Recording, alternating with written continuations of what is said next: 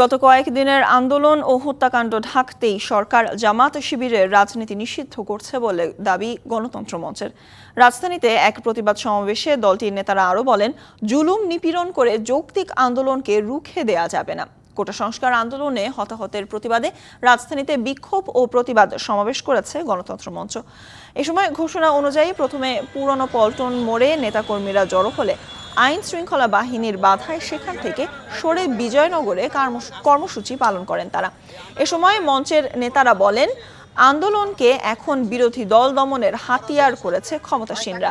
যদিও এসব করে সরকারের শেষ রক্ষা হবে না বলেও দাবি তাদের। জনগণের ন্যায্য দাবি মেনে পদত্যাগ করতে সরকারের প্রতি আহ্বানও জানান নেতারা। সরকারের প্রতারণা আজকে পরিষ্কার।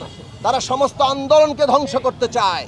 সমস্ত আন্দোলনকে ধ্বংস করার জন্য আজকে সহিংসতার দায় চাপিয়ে যেভাবে তারা অতীতে করেছে সেইভাবেই তারা আজকে এই আন্দোলনকে ধ্বংস করতে চায়। সরকার এই হত্যাকাণ্ডকে আড়াল করতে তারা আজকে দেশের বিরুদ্ধে, জনগণের বিরুদ্ধে এক ধরনের যে যুদ্ধ ঘোষণা করেছে, এটাকে আড়াল করতে যে তারা এখন স্কেপগোট হিসাবে, বলির পাঠা হিসাবে বিএনপি জামাত শিবিরের বিরুদ্ধে তারা এখন অপপ্রচার শুরু করেছে।